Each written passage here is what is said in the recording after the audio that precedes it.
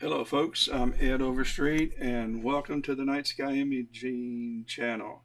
We're going to be doing some solar imaging today, so get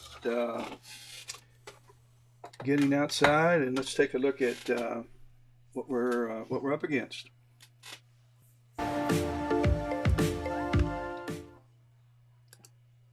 Okay, wrong page. Let's go. Here we go. Uh, well, always problems. All right. Are we in good shape? Yeah. Wait a minute. You're going to go right back to that same page. Um, okay. All right, I'm going to shut down the guiding feature for a minute. I'll come back to it, but I have settled on this region right here to image for a couple. Uh, ah, doo doo. Hang on. Try that again. Ah, one more time.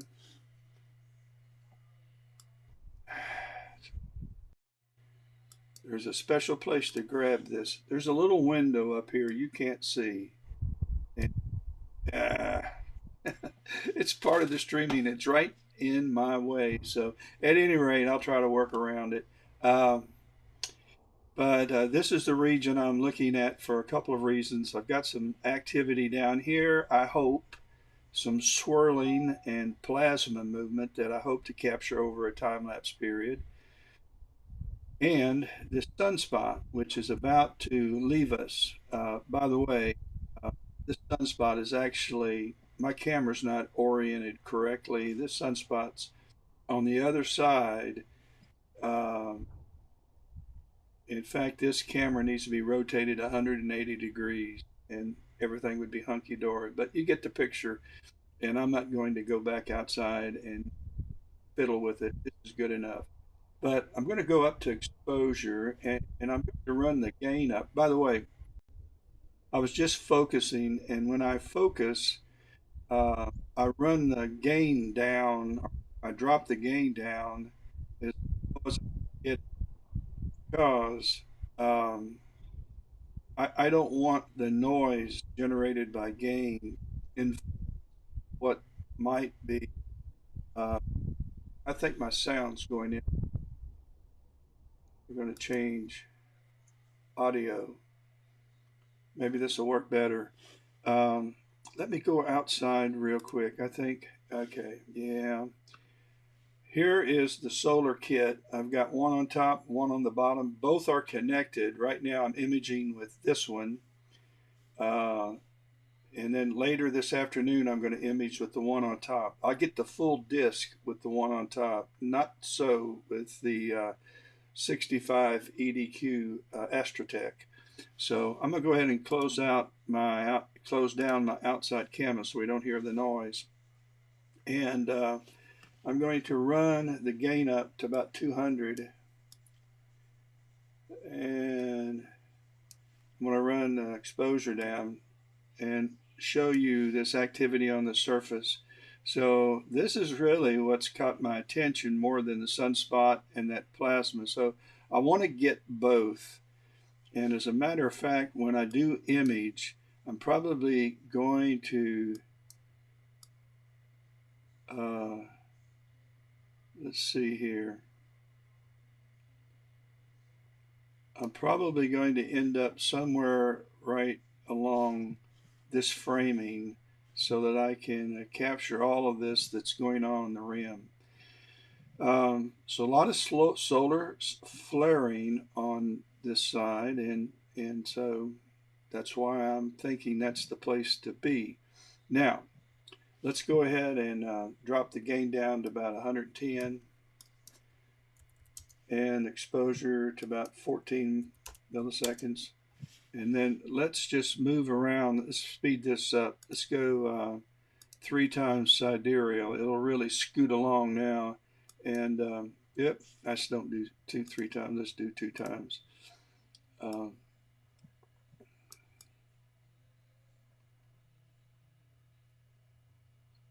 all right, had some backlash. We're going to go around this way. let you see what's going on. And then we'll come back and start the time lapse. I'm also going to set the guiding up with SharpCap's experimental guiding algorithm, which I'm finding works pretty good.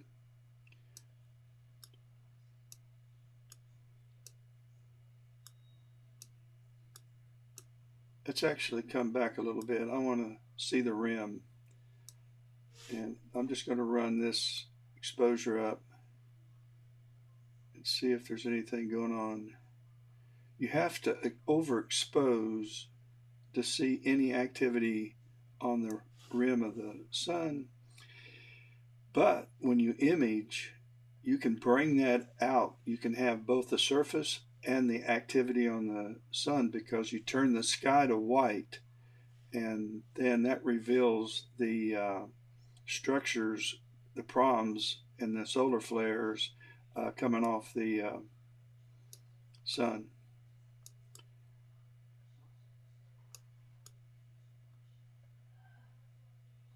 There's just not a whole lot going on except down here, and then we have these two sunspots right here. This is dust on the surface. But let's look at the rim. And we have a flare coming on here and some activity. That would be the second favorite place to be today, but not the favorite place to be. All right, let's see. Let's haven't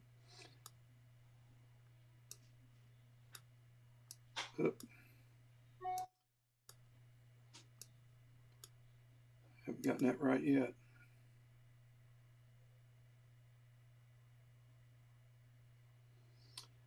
Maybe this is the second place. Let's see. Let's go and let's look at the rim here. Gonna have to move that.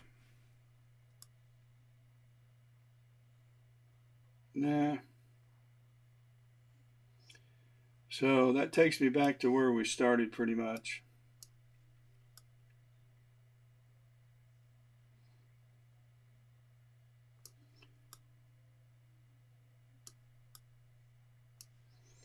And let's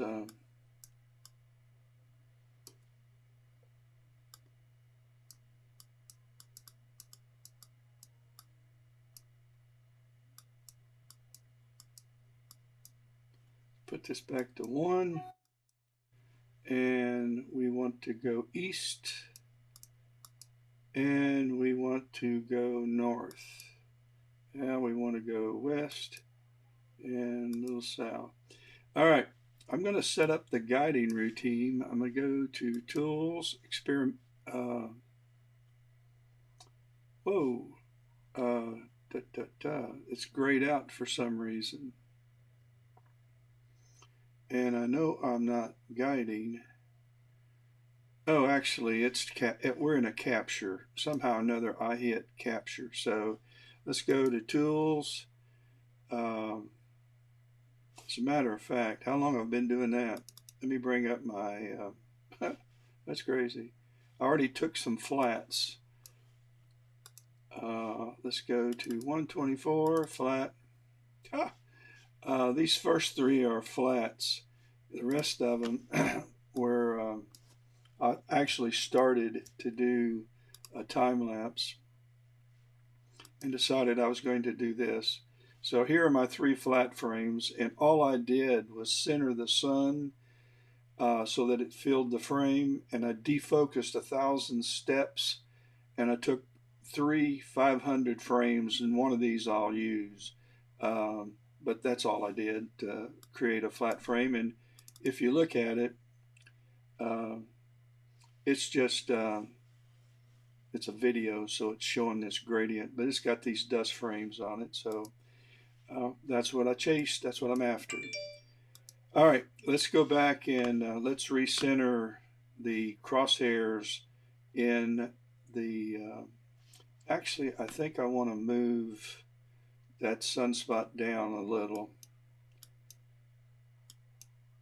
about right there and put the crosshairs. I like that framing a little better.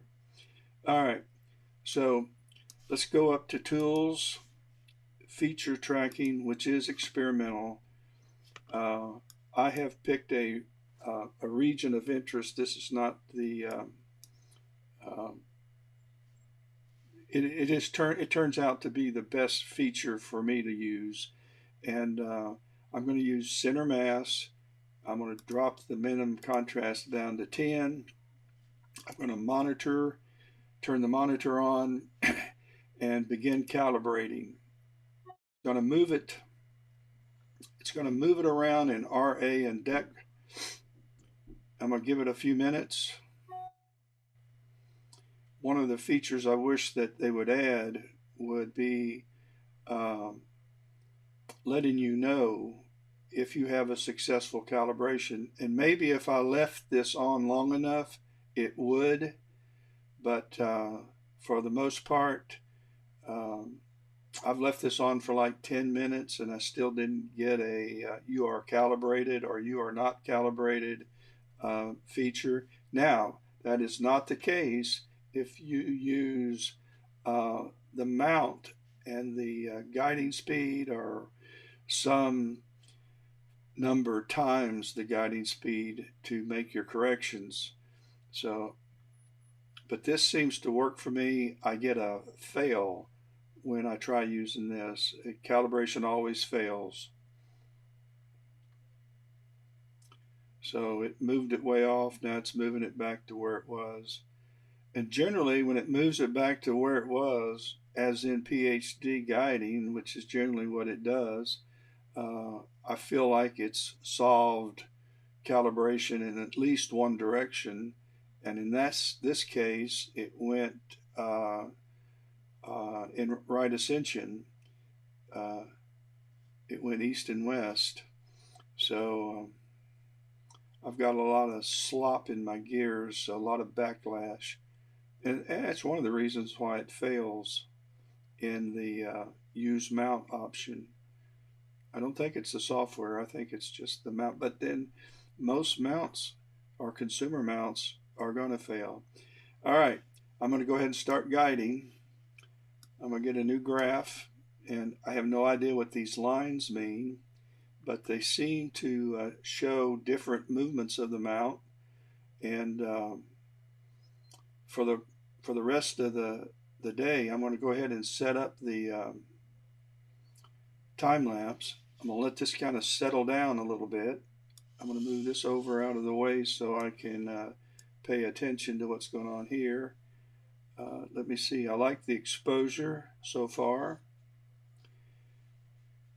Yesterday, the guiding was so good that I only had to make maybe 20 corrections over a 2 hour period, and that's just to move it a slight distance, which it means that I can get up and walk away and go eat lunch and come back, and it's reasonably close. So I feel pretty good about that. So far, I've been impressed with at least the feature of use camera region of interest. I don't change anything else here. So let's go ahead and start the capture. And we don't want flats, we want the sun. This is going to be 1, or it's going to be AM. I'm going to do one this afternoon as well. I want 1,000 frames. I want to do 300. I want a pause of 15 seconds between frames. So let's go. So we're off and running. We're at 70 frames per second.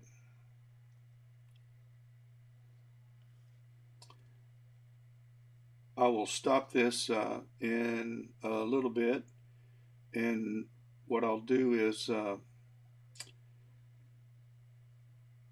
work on the focus, although the focus is about as good, I think, as I'm going to get at least this hour, given this hour's scene conditions.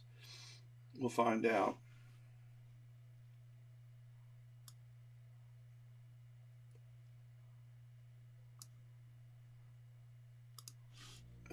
Booger. That little box that I'm looking at that you can't see just has music that I've loaded into this, because I'm going to talk less and watch this transpire.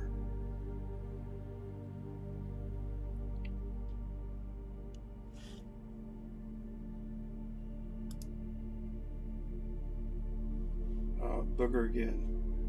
I won't leave you hanging.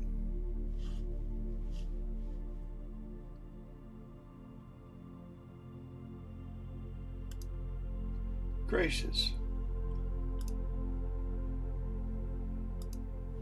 Yeah.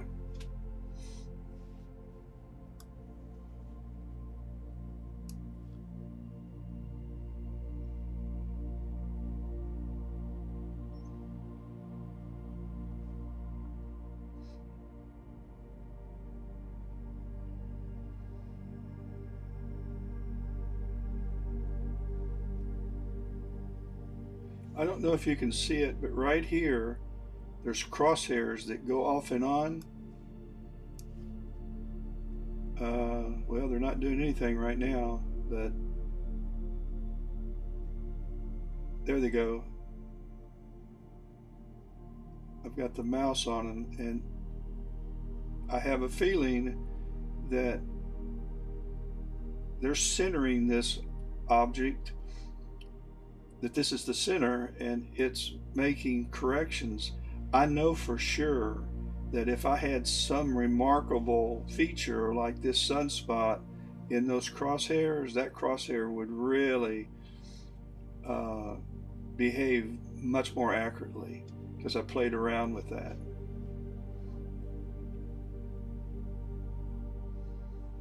But if I moved that sunspot or this sunspot into those crosshairs, I wouldn't like the framing. So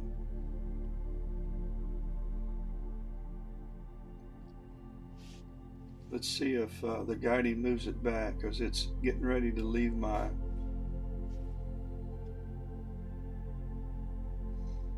As long as it's in the circle, the sunspot, or nearly so, when I stack these images, the crop won't be that serious of a crop that I lose features.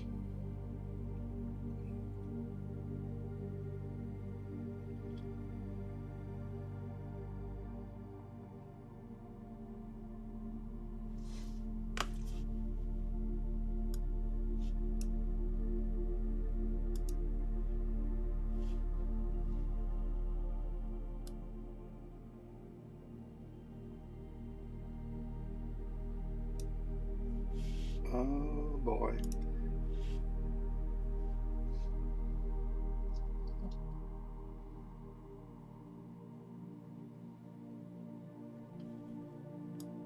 We're at 291 and counting. This will go on all the way to I'm going to image about 30 minutes past transit, which means I'll image until 1 o'clock. Now I may have to give it a nudge because it's getting too far out, and so I need to go east just a little bit and south a tad.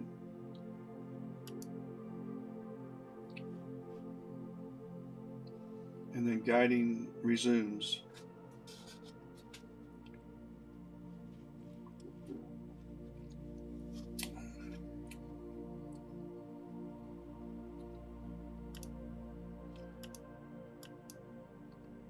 I try to make my corrections during the 15 seconds that there's not any imaging going on between frames.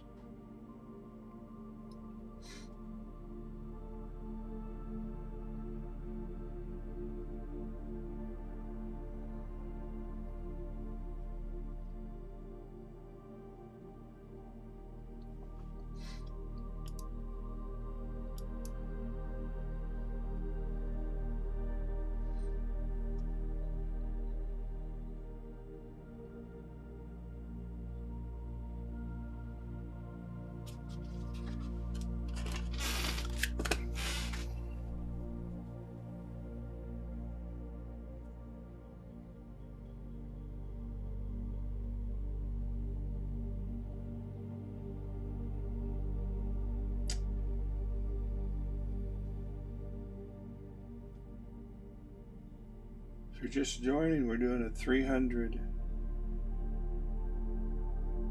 AVI file time lapse of the sun.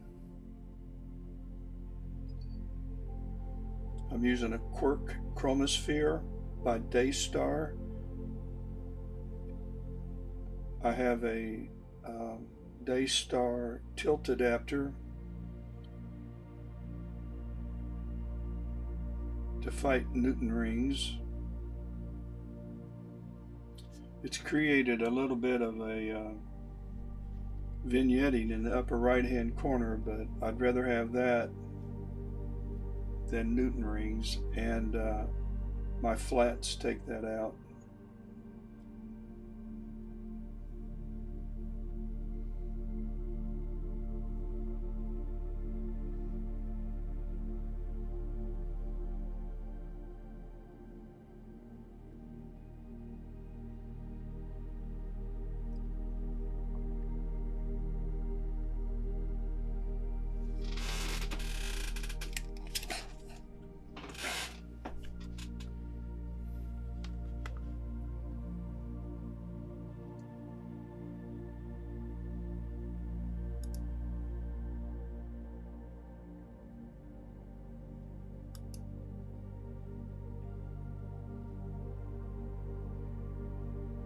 If you're just joining, we're doing a time lapse from started this about 10 minutes ago, and we're going to image to transit, which is about 20 to 1. Actually, I'm going to image to about 1 o'clock. I hope to get 300 AVI files during that time for a 2.5-hour time lapse. Actually, close to a 3-hour time lapse. I did one yesterday, but the clouds were just aggravating me and deleted a number of the frames. I haven't looked at the, I don't know if I have enough to really show much, but that's what I got.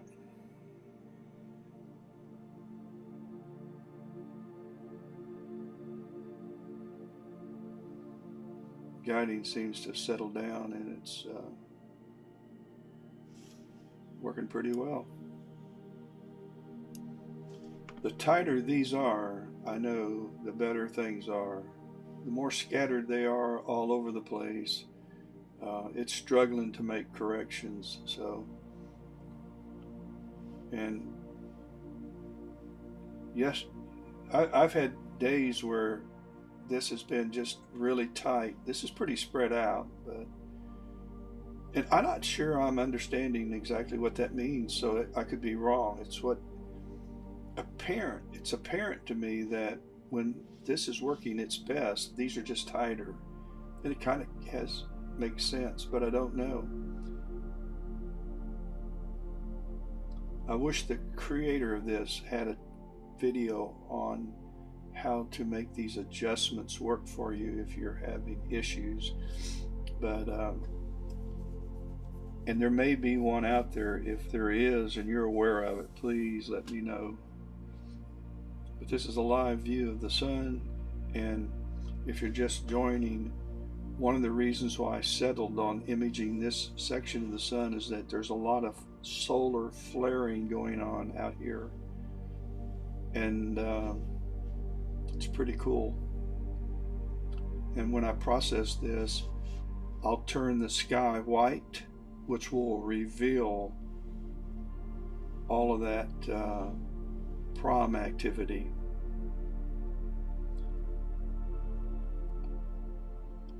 I think I can show you what I mean. Let me go over to this another computer, and I'm going to bring up IMPPG, And I'm going to load one of the images that I did yesterday. I think. Oh, there we go. Let's see. Yeah, this is right. So let me go to Sun 5. Save. All right, let's open that one. And let's make just a tad bits. I don't want to process just what's in this box. I'm going to select all. So I'm going to choose select and process all, and this box would go away if I got it. Ah, there we go. All right. Let's bring this.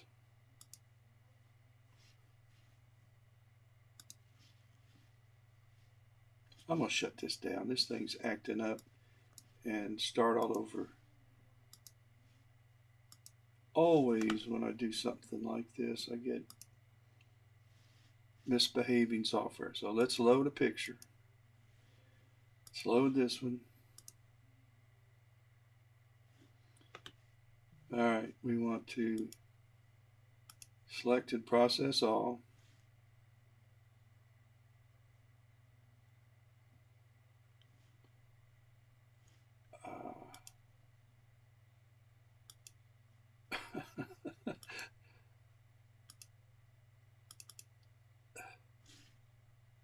I have no idea. There we go. All right, let's reduce the size a little.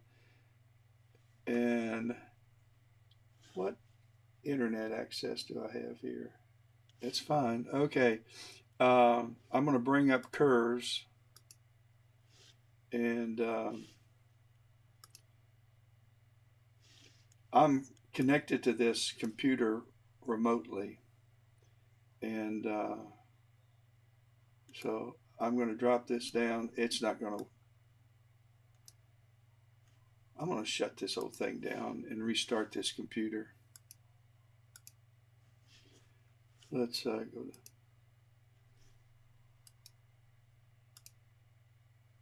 While that's restarting, I'm going to go back over to my time lapse, and that's one of the nice things about having some guiding, because you can go away and come back, and you've got your sun where it's supposed to be, and your time lapse marching along as it's supposed to. Man, goodness.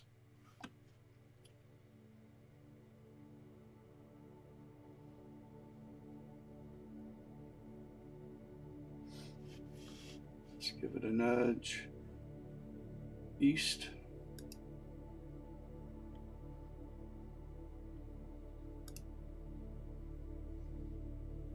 Now let's go back.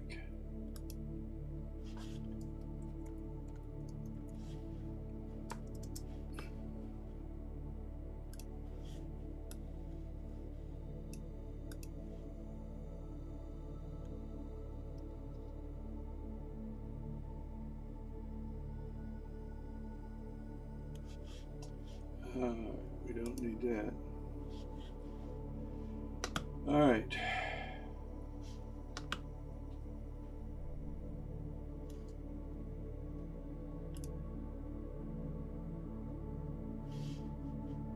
I'm going to try one more time, and if it doesn't respond better, to heck with it.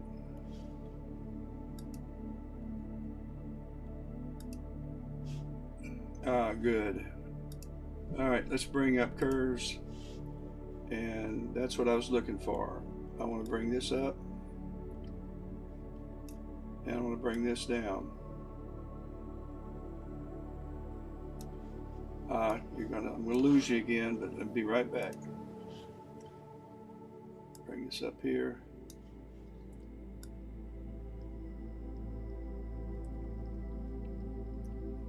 So I'll play around with this until I get, this is that same sunspot, by the way, until I get the right surface.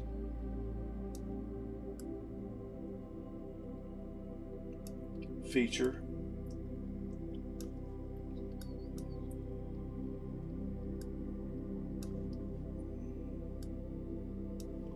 Yeah, we got to get rid of that.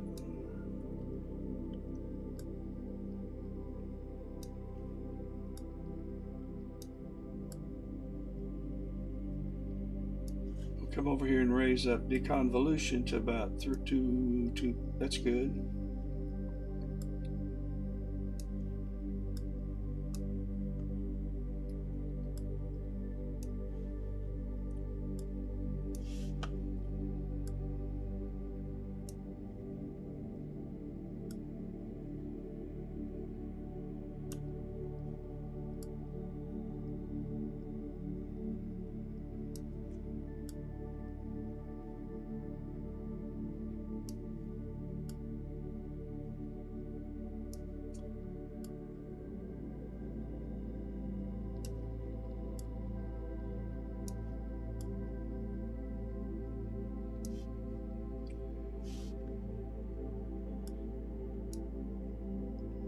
Okay, just play around till you get it the way you want it. Then you save those features, and you can do a batch. You can do batch processing.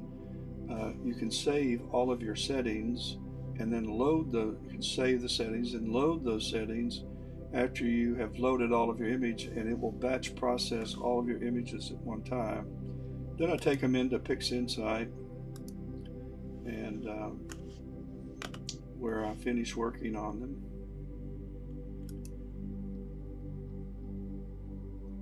And we're back to our live image of the sun. And we continue. We have taken about 37 pictures so far, 37 video files. I use AVI files and not SER files.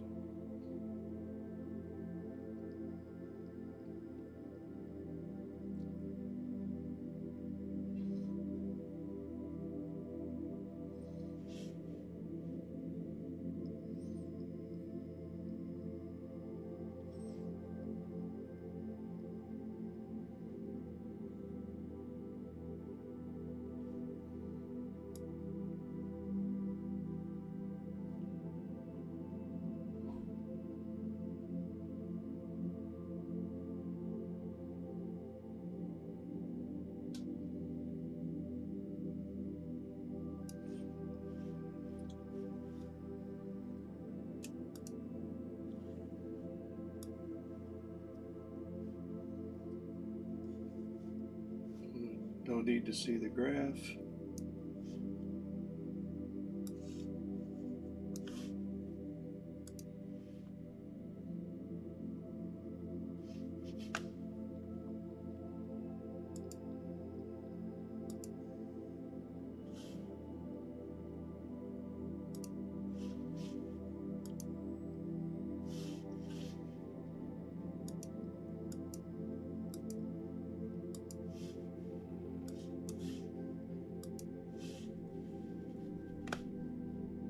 Always something.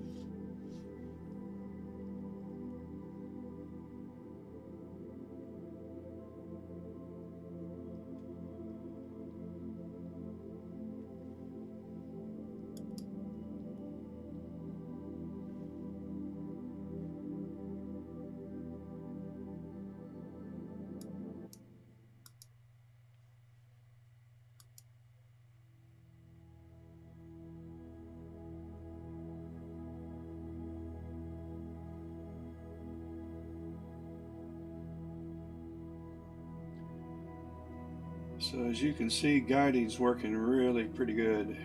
Really pretty good.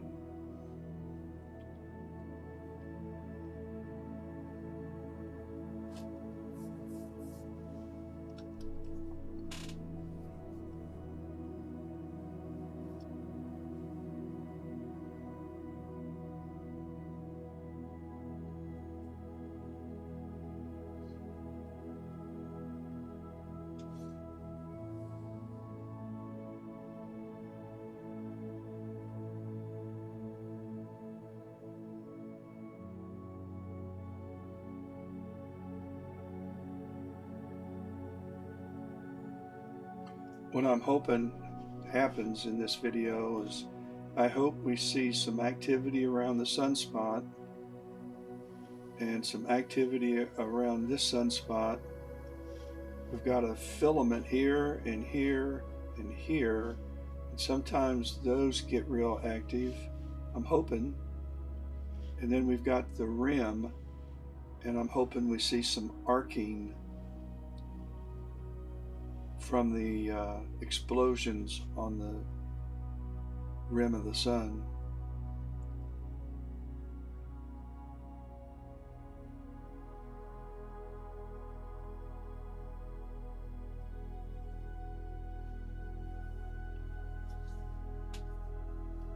So we're going to do about 50 images in 30 minutes.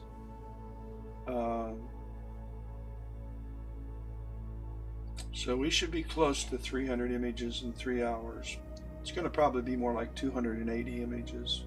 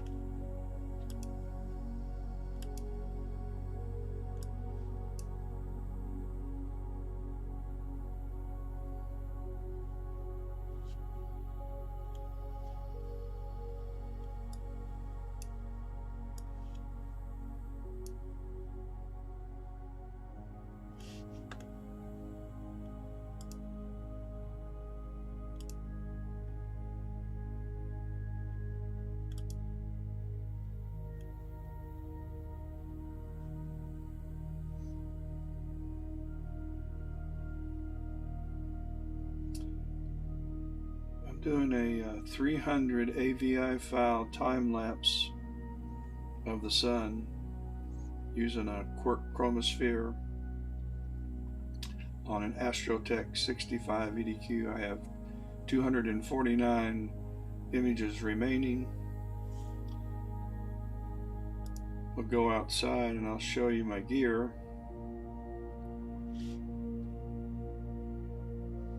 We'll turn on the surveillance camera outside. And this time of the year, the sun's low in the sky. This is a Astrotech 65 EDQ, and it has a quark chromosphere. It has a Daystar. Daystar makes the quark chromosphere, and they also make this telescope, the Solar Scout. I'm going to image with that this afternoon. I get the full disc in with this image, or with this telescope setup. And I'm using the ASI 174 camera on an Atlas Pro EQAZ mount. The skies have been looking pretty decent. I'll check them out.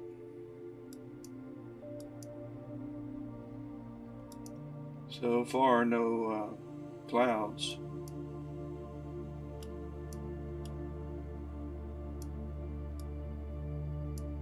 So I hope that holds up this afternoon. There's my solar panel and my Wi-Fi antenna. This is my home, and there's a bonus room in the front of the house, and I'm in the very front of the house, so I'm connecting by Wi-Fi to the very furthest part of my backyard, and I have good results with the connections. So the skies are looking good.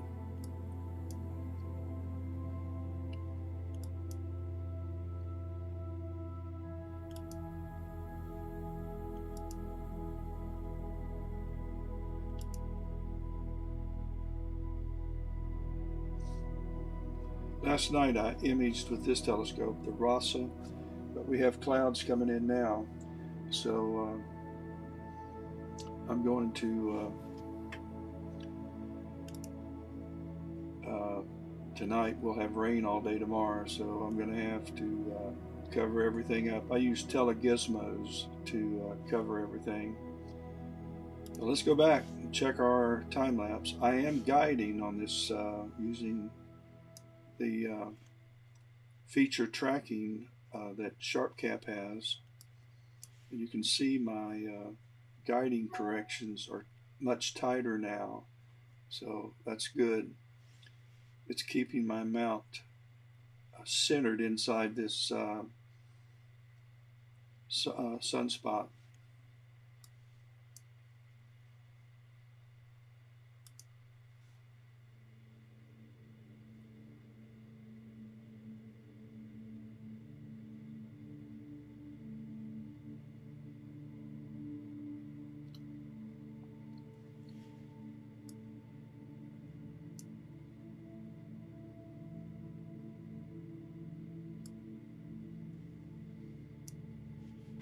But it's making minor corrections in RA and DEC. And here's your,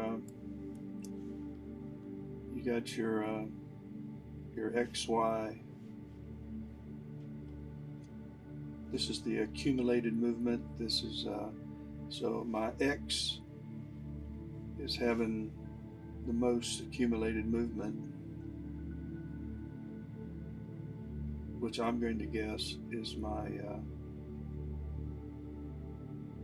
declination axis.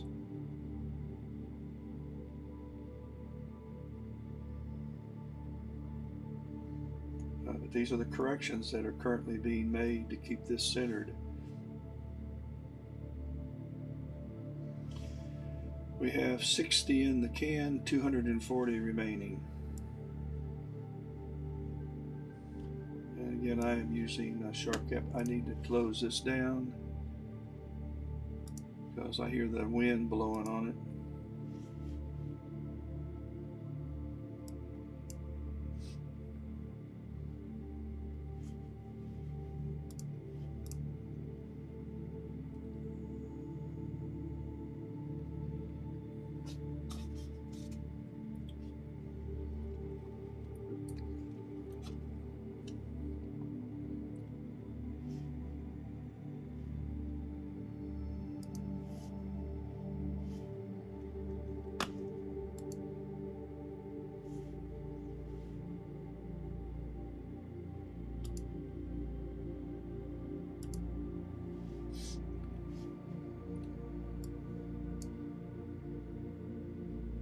As you can tell, I'm having problems this morning with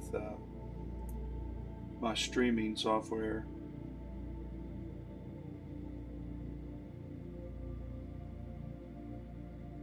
Just as long as I don't have problems with my guiding, I'm happy.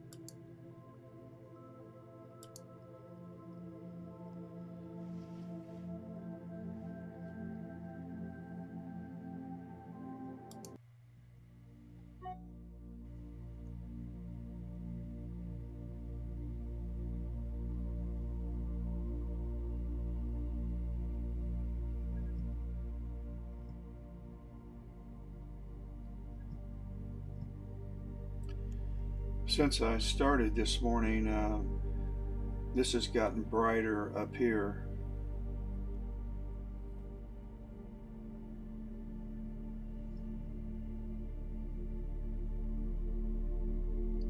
I'm going to pause this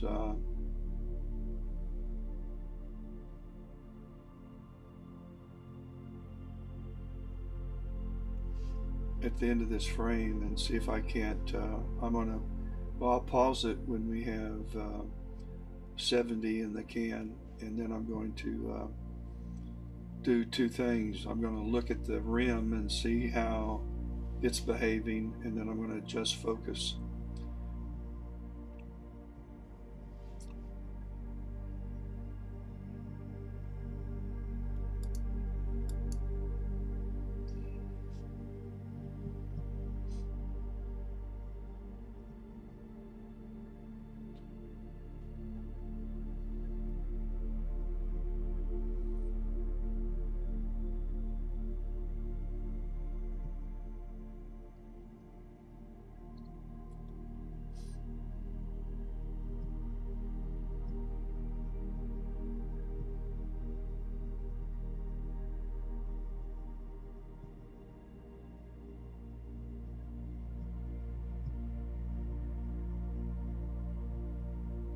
After this one, we're going to do a brief pause and check out the rim and refocus.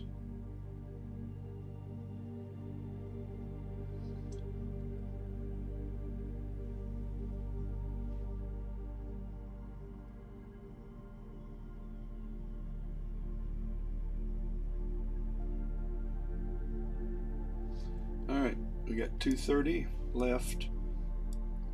And I'm going to set this down here, and I want to zoom in about 150%.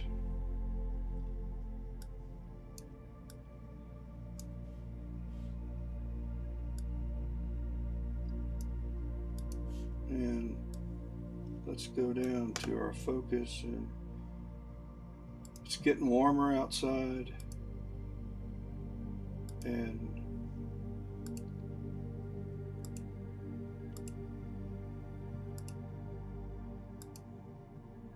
it heats up, and you have to adjust the focus. That's a little better.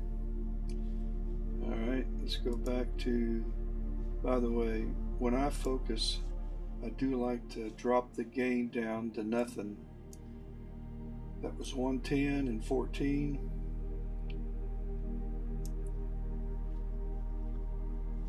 Makes it easier to focus when you don't have the influence of noise.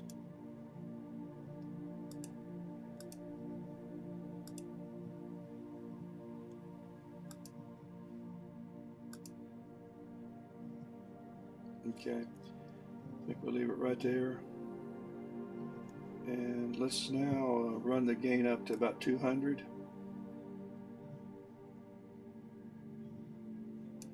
And let's get rid of this. Okay, and let's drop the exposure down. Okay, so this is what's going on the rim of the sun, and this is what I'm really interested in bringing out during the time lapse. So I hope I have some surface activity and some rim movement to look at during this 3-hour time lapse. That's what I'm counting on. So let's go back to 110 and 14 milliseconds,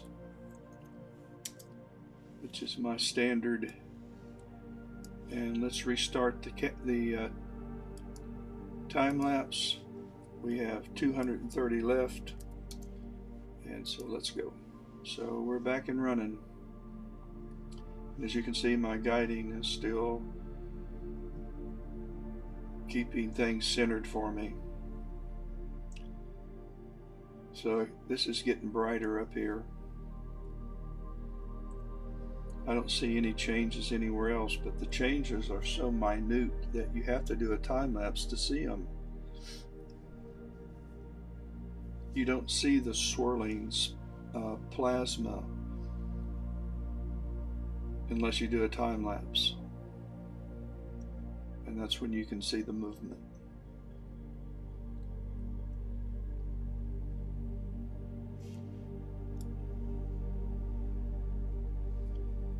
Okay.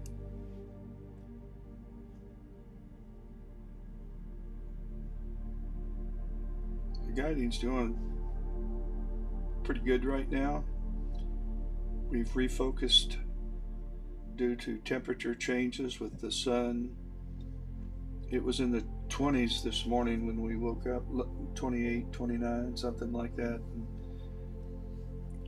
I don't know what the temperature is outside right now. This won't tell us. It says it's 70 degrees, but it's because it's right in the sun. But the telescope's right in the sun too, so it has warmed up. This was like 30 something when I first woke up this morning.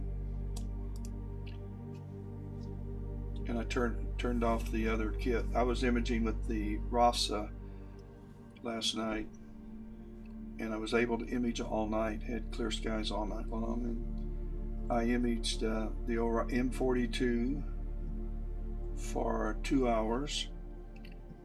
I took about 300 images during that time.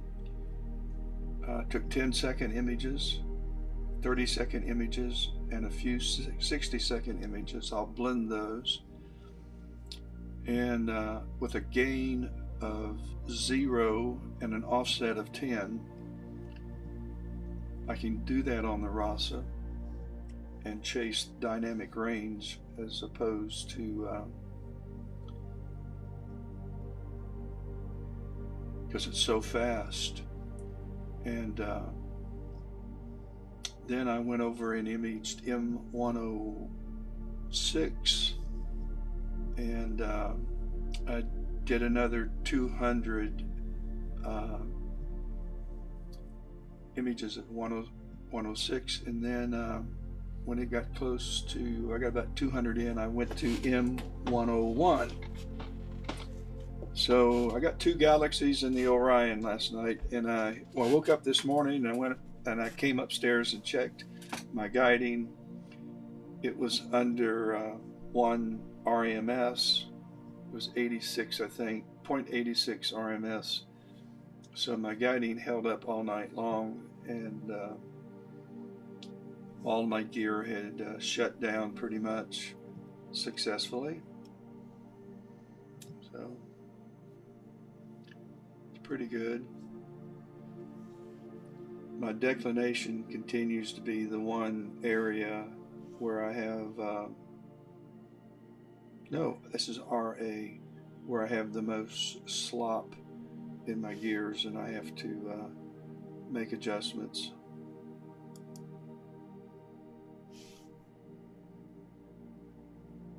But I don't have to change it much.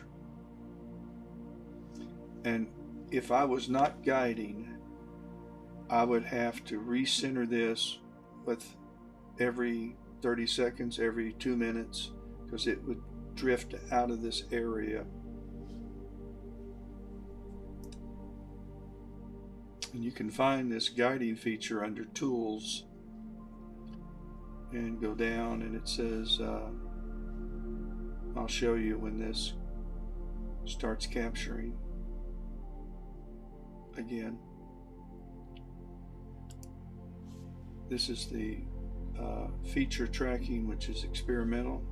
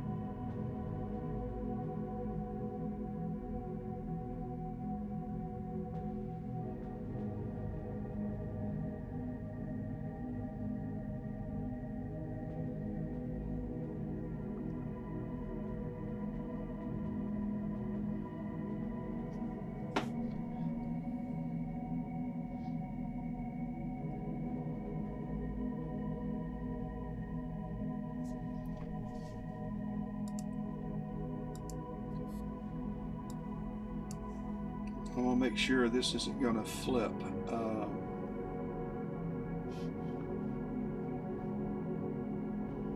I don't want enable limits.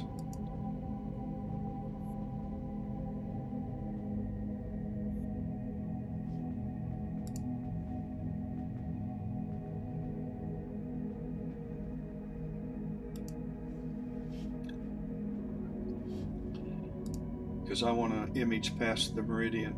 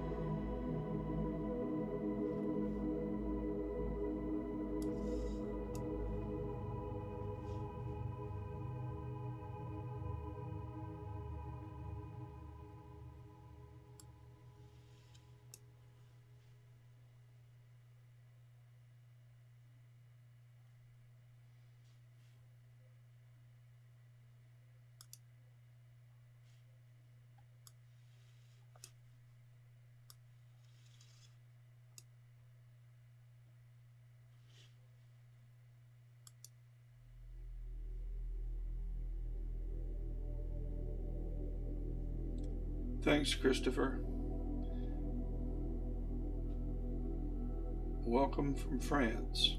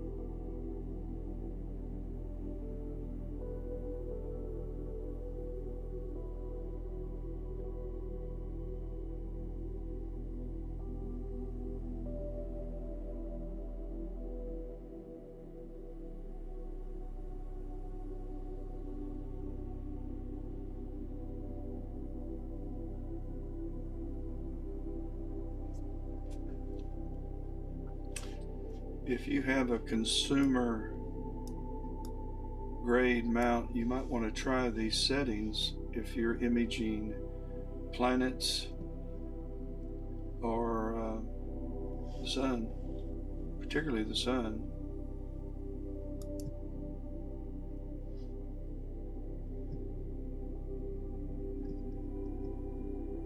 Because sure, these guiding features sure do make taking time lapses much easier. You still have to babysit your setup and make occasional adjustments, but without the guiding, I'm making adjustments throughout the entire time lapse, every 60 seconds, every 2 minutes. You can't walk away and leave it or it'll drift. But I could go eat lunch and come back, and if it's not in the circle, it's very close to it. When I say the circle, if it's not in this sunspot area, it'll be very close to it. It doesn't drift very far. This movement is the wind, I believe. We got a pretty good breeze outside now. And it's hard to guide when your target's bumping around. It's kind of like guiding during poor seeing conditions. Your star's moving and your mount's trying to make corrections, and it can't correct for a star that's being influenced by the atmosphere and bouncing around, or by the wind. And so you get bad guiding and you think it's your mount's fault, which is rarely the case. Don't get me wrong, I have mount issues from time to time, but it usually is solved by fixing cables or replacing cables or rerunning the wizard, running guiding assistant, doing a good calibration. Your guiding will be as good as your guiding can be if the skies are good.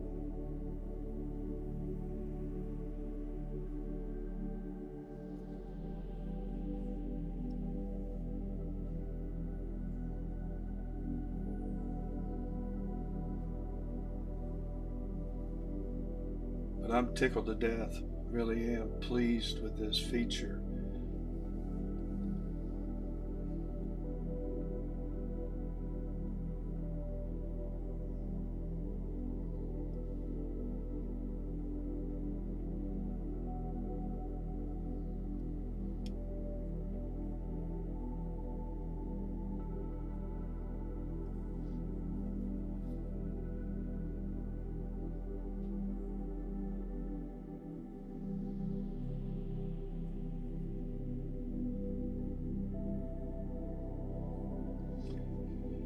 Christopher, if you're still on, my son and his family lived in Grasse, France, next to Nice. I think it's Grasse. He's a neurologist, and he was working with a company that manufactures cochlear devices.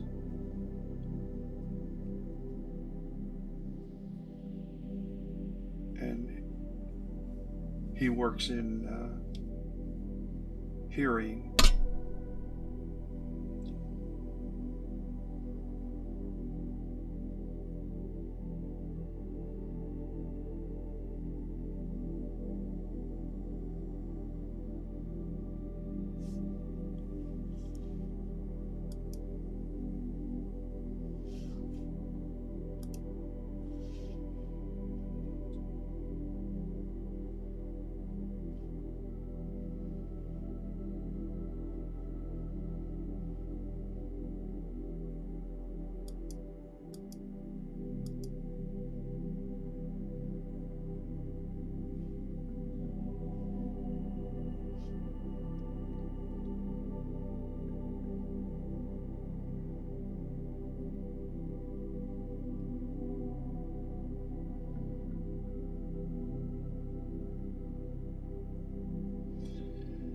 We're both imaging the sun and guiding on the sun using Sharp Cap's feature tracking program, and it's working really, really good in spite of the windy conditions outside,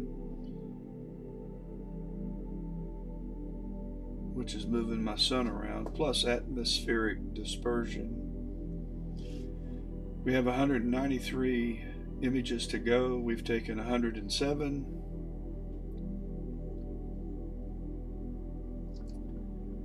There are 1,000 frame AVI files,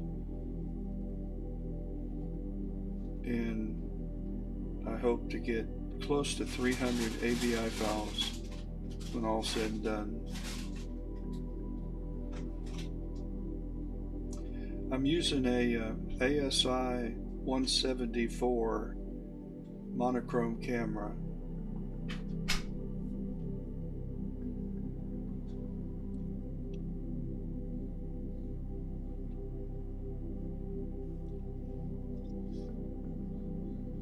The telescope is a Astrotech 65 EDQ. It's a quad.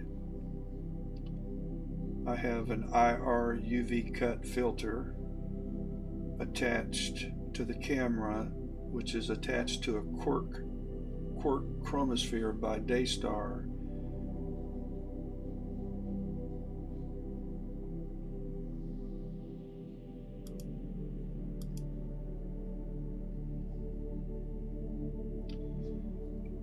I have a tilt adapter by Daystar.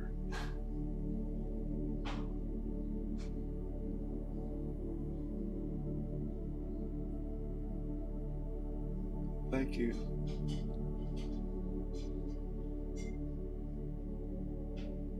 Chris.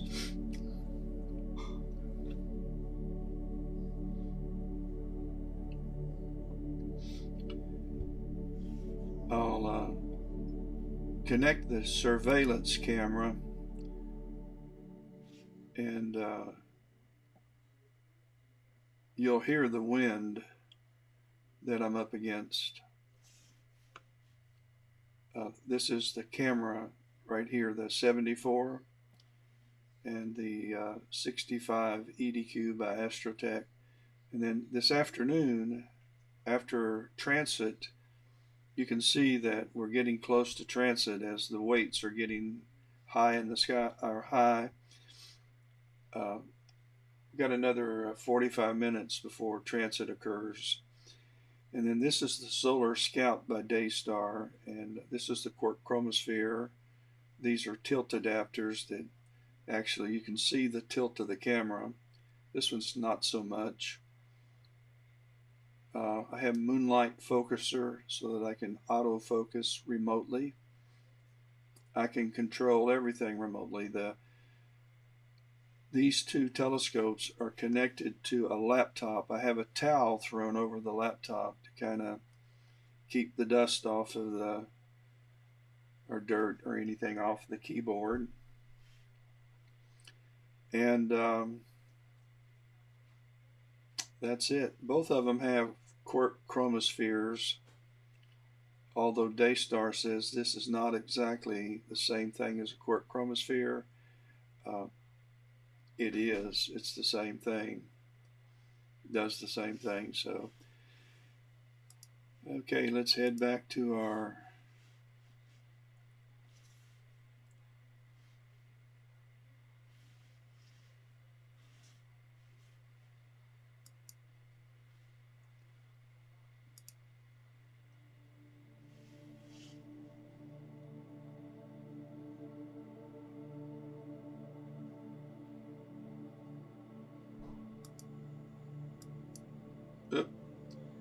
I gave it a bump and should have left it alone while it was capturing.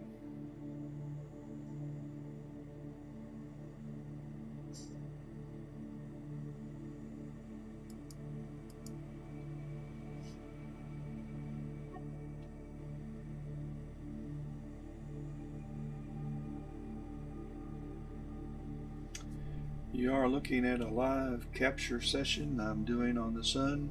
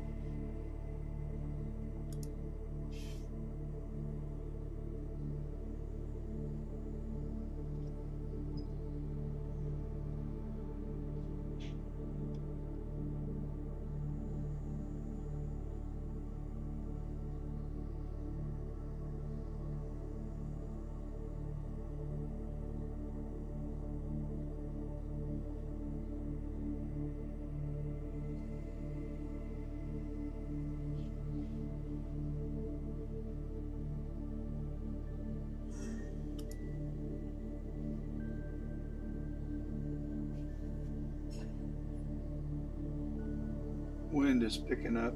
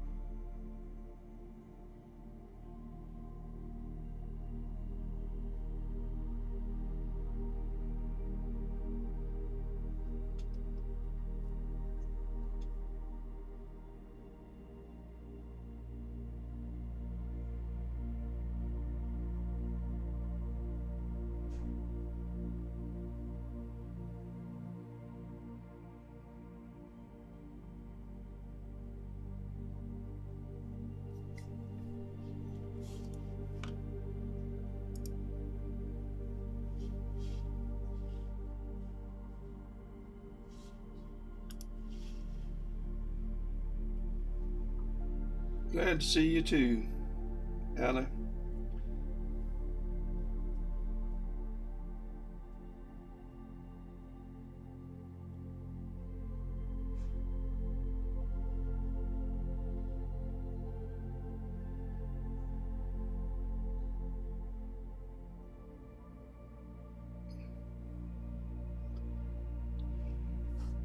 I'm doing a 3-hour time lapse of the sun, and hopefully we'll see some good movement during this period of time. I'm going to stop it right now, and I'm going to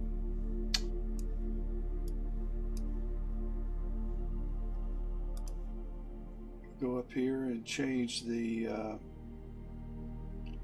gain to about 200 and go to about 50 on exposure. Yep.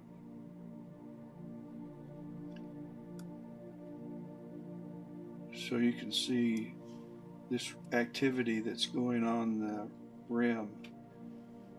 So when I process the time lapse, I plan to reveal all of this in the processing software along with the rim, and do that using batch processing and a program called IMPPG.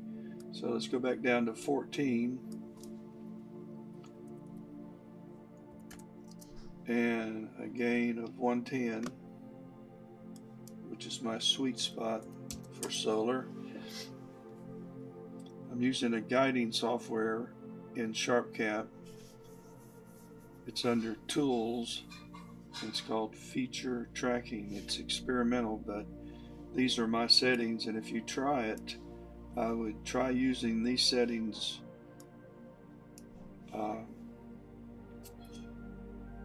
for a consumer grade mount. I've tried everything. I've tried using the mount movement speed, and I would have thought that would have worked, but it does not.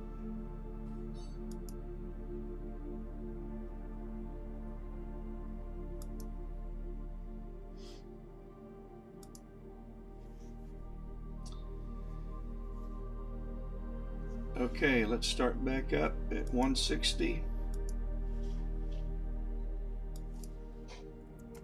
That's how many we've got left.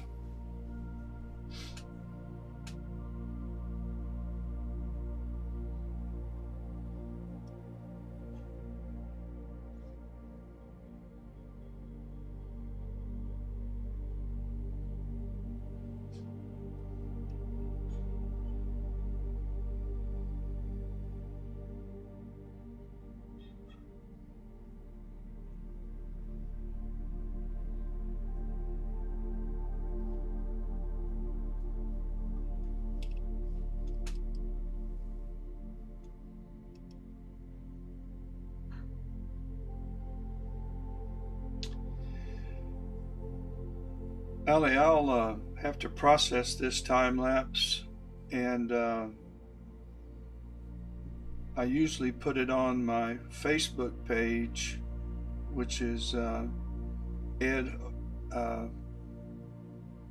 Overstreet, just Edward Overstreet, but I'll show you what I was doing. Let me bring up, hang on a minute, I'm going to switch to another computer. I took this is the same image yesterday.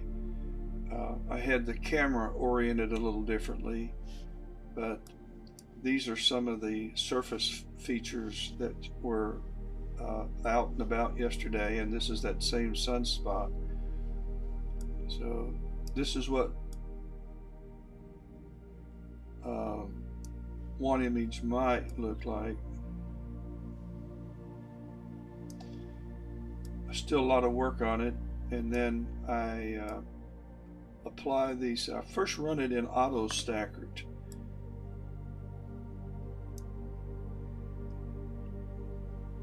but it'll take me a couple hours to turn this video, or this all of these 300 videos into a time lapse.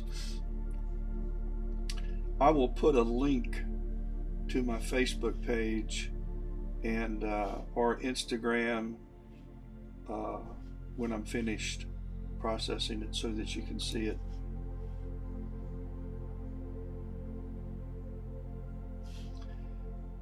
check back uh, check back on this video on this tomorrow or later today, and I'll put a link to my Facebook page, and I put my time lapses and my deep space images on my Facebook page. So then you can see a result of this time lapse.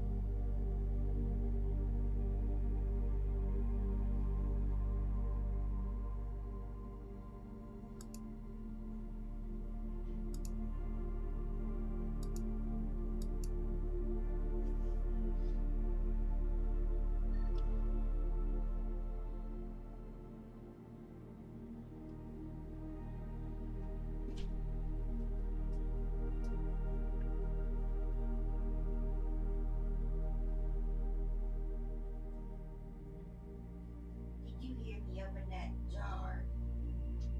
Yeah. You heard me open that jar. You got to hear it. Get that there. Look, then get the laces in there tight. Then you can have good bone.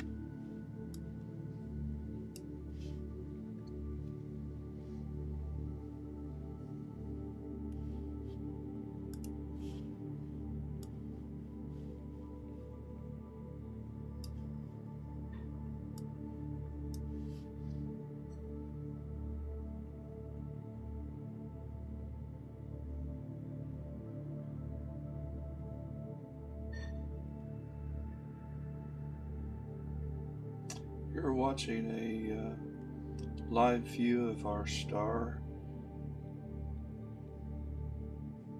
I'm using SharpCamp, and SharpCamp's guiding feature works pretty good. I've been imaging the sun since 10 o'clock. taking a 300 AVI file. Each file is 1,000 frames.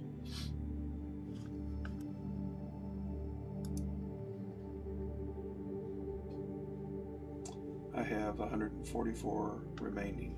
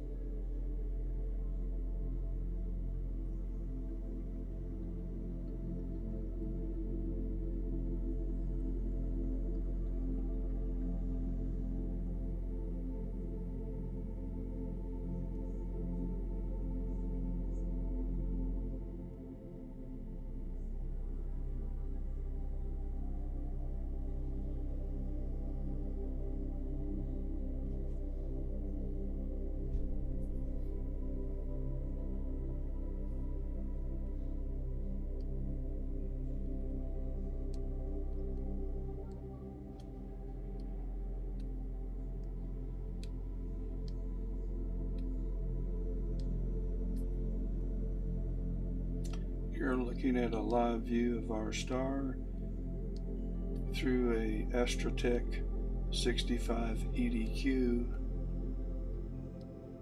focused by a moonlight focuser. The hydrogen filter is through a Daystar quark chromosphere. I do use an IR UV cut filter and a Daystar tilt adapter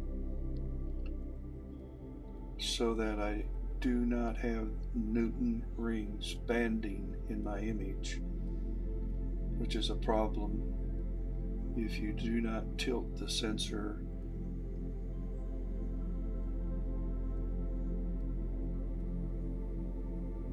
two to 3 degrees.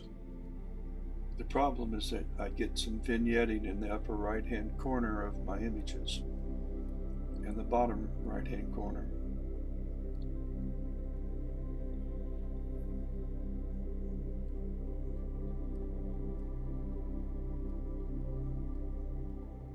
Yesterday I imaged this same sunspot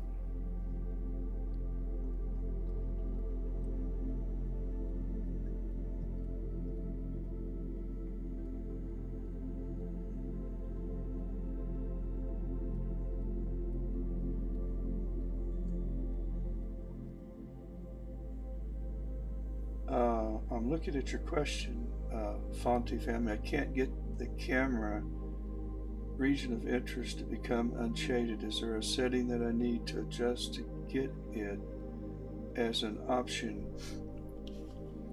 I can't change mine, but right here is where you can't wait till well, right here is where you can change your region of it, your capture area or your region of interest. Is that grayed out? Uh, I have an AVI file selected for my output video, but is this what you're talking about? You don't have this? I'm not sure I understand your question.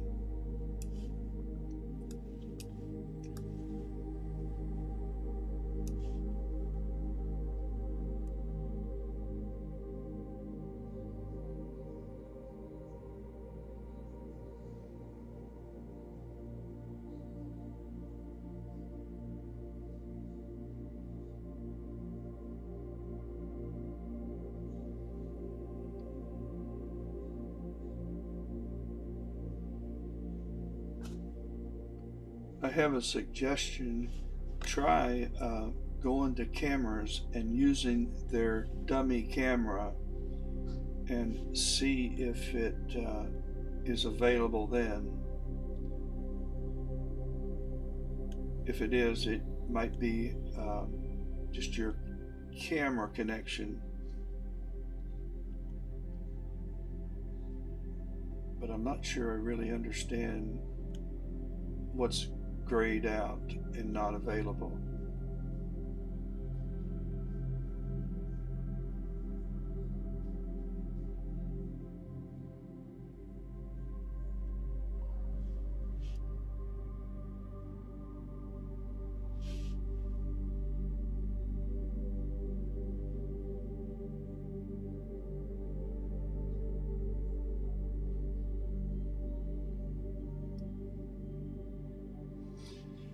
I'm going to head over to some software and see what time the sun transits. Let's make sure we got the right time. Okay, it's about to transit now, and it transits. I don't have this. All right, now we do. It transits at 12:40. So in about 8 minutes, and I'm going to run past the transit about an hour. So my weights will be higher than the telescope, but I don't have a risk of my telescope running into the pier. I'm not concerned about that. I can go outside and, well, I'm not going outside. I'm actually turning on the surveillance camera that I can see from inside. But as you can see, my weights are pretty much horizontal now with my telescope.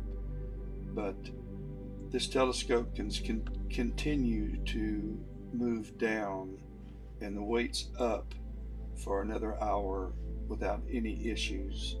So I'm going to go ahead and image. I want to get my 300 images in, and I don't want to transit. I don't want to do a meridian flip because everything will be reversed and it really complicates my stacking. So that's the plan. I want to check the skies too while I'm got this up. I didn't want to zoom.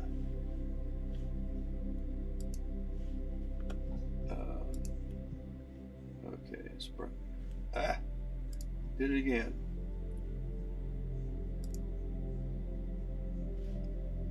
This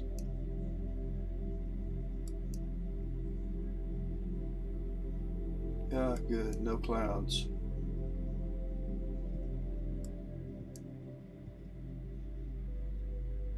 Good. That's what I want to see.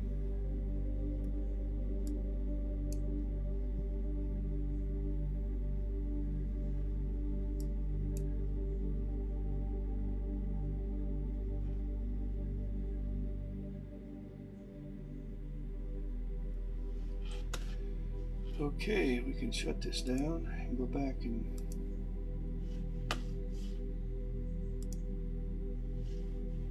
we're going to need to give it a nudge north.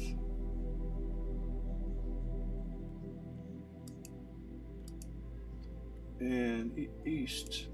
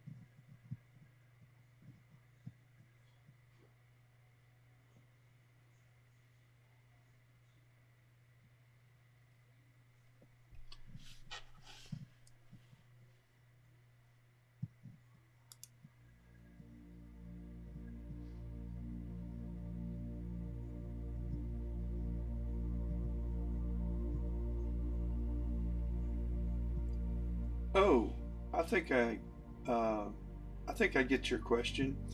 Um, you can't use region of interest here. Well, make sure that you set up a region of interest over here. So um, you, Fonny family, I think I have your question. If you're still online, I wasn't thinking. Um, First, go over to your. Let me get this. Go over here and change to where you one of these other options, other than the maximum, to create a region, and then this will become active.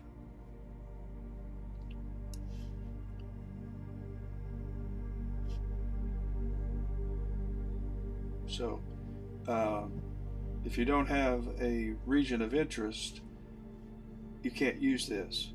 So create a region of interest, which will be an area a little smaller than uh, using the entire sensor of the camera.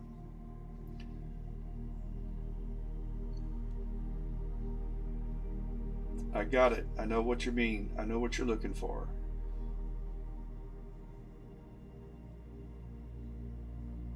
The only thing you need to do is create a region under image format area, and then this will be available.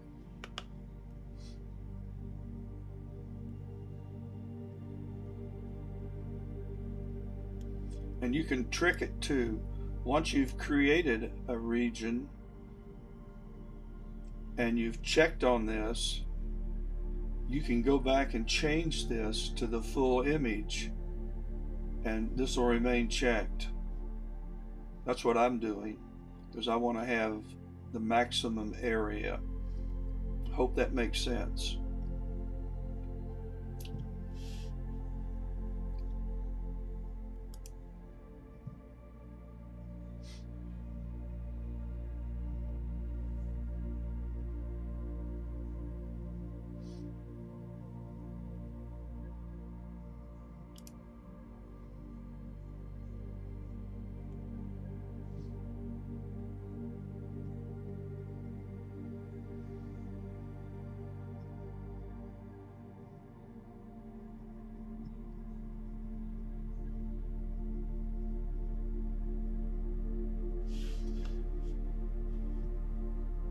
By the way, this one setting right here, minimum contrast, it defaults to 10 and I've left it there, but when playing around with this, I've changed this in both directions and I really can't see any change, any I haven't noticed any difference in the guiding.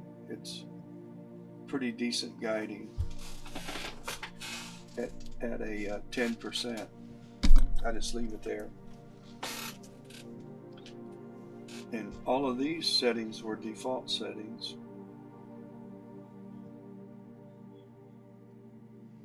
The only thing I did was use camera region of interest and use center of mass and I don't use image features.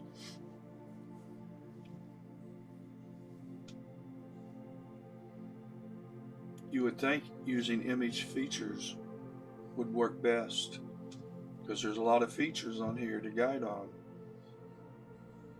But I'm using center mass and it's got this cross right here, crosshairs. And somehow or another, that's what's making the adjustments. I think. I'm not positive. I think that's what's going on.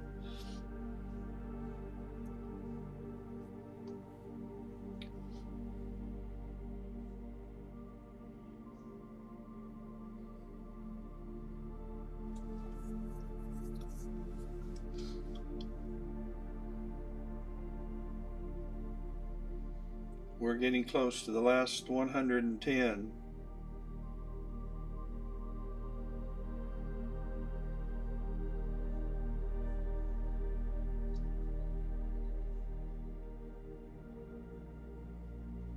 Sky friends, I'm going to go grab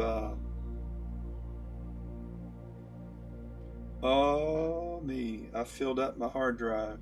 Well, this is a good time for me to delete some images off of my hard drive and sign off, but I'm going to go grab some lunch. I'm going to fix this first and so I can continue my time lapse. But I'm going to sign off and look for a link on the YouTube channel under on this video to my Facebook page, and you'll be able to see the time-lapse video. So I'll catch you all later, sky friends, and I hope you get clear skies in your neck of the woods.